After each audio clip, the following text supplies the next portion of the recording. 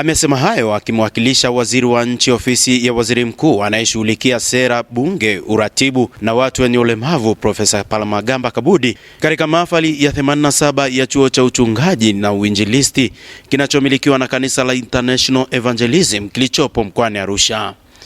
Amesema kuwa viongozi wa dini wana nafasi kubwa ya kujenga maadili mema katika jamii na kuondoa chuki miongoni mwa raia na kupandikiza upendo na kuendelea kuifanya nchi kuwa kisiwa cha amani.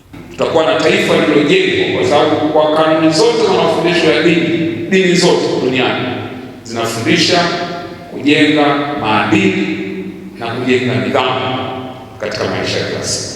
Wale viongozi ambao leo mnahitimu, hii ni moja ya kazi yetu, sio kazi ya serikali pekee yake, ni kazi ya viongozi wa dini.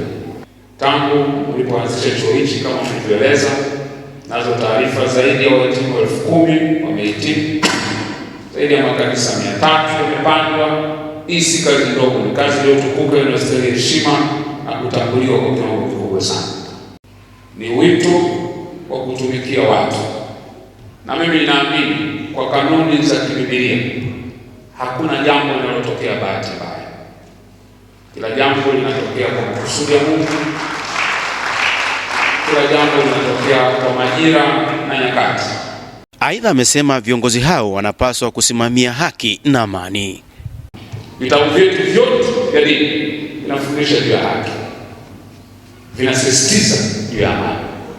Kwa tunatarajia viongozi wa dini pia kwa namna ambavyo wanaaminika wasimamie haki, wasimamie amani, midomo yao na maneno yao ilenge katika kuimarisha haki ya kila mtu, lakini ilenge pia kuimarisha amani katika nchi yetu. Askofu mkuu wa International Evangelism Church, Askofu Dr. Eliud Sanja, amesema viongozi wa dini wataendelea kushirikiana na serikali, huku mmoja wa wahitimu David Thomas akieleza baadhi ya mafanikio na changamoto zilizopo zinazokikumba chuo hicho ni pamoja na ubovu wa barabara. Sisi pia tunashirikiana na serikali na tunaipenda nchi yetu Tanzania, na wala tuwezi kushawishika kupingana na Tanzania na viongozi wake. Haiwezekani. Kwa nini leo unataka kukimbilia nchi hii?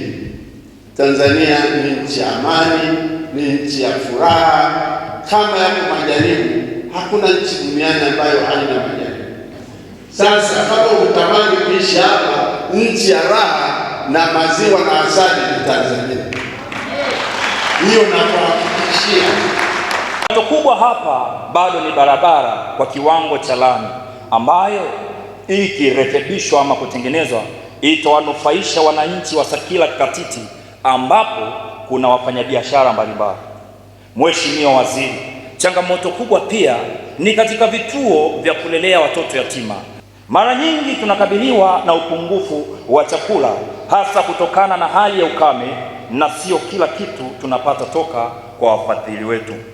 Baadhi ya viongozi wa dini walioshiriki katika mahafali hayo, akiwemo mwenyekiti wa Jumuiya ya Maridhiano na Amani Tanzania Alhadi Sheikh Musa Salum na mtumishi wa Mungu Joe Devi, wameeleza umuhimu wa kumtumikia Mungu kwa uaminifu. Leo malezi yanayotolewa hapa, huwezi kupata mhalifu. Hakuna dini inayoelekeza uhalifu. Hakuna dini inayoelekeza machafu. Amri zote zile 10 za Mungu ndio amri za kila dini ambayo ina asili ya mbinguni. Kama ukiona zinatofautiana na amri 10 zile za Mungu, hiyo sio dini sawa. Na mimi moja ya mafanikio yangu makubwa kabisa ni watu uliowajenga, ambao pia tunao hapa leo. Kwa sababu mwisho wa siku urithi mkubwa wa kiongozi haupimi kwa ukubwa wa mikutano au majengo, bali kwa ukubwa wa athari aliyoiacha ndani ya watu, ambao leo tunashuhudia matunda ya kazi yako hii.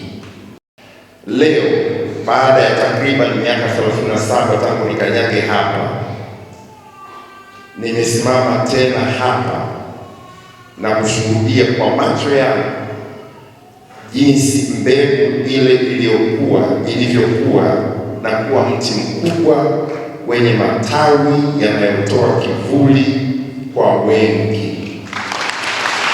Jumla ya wanafunzi 55 wamehitimu na kutunukiwa vyeti vyao.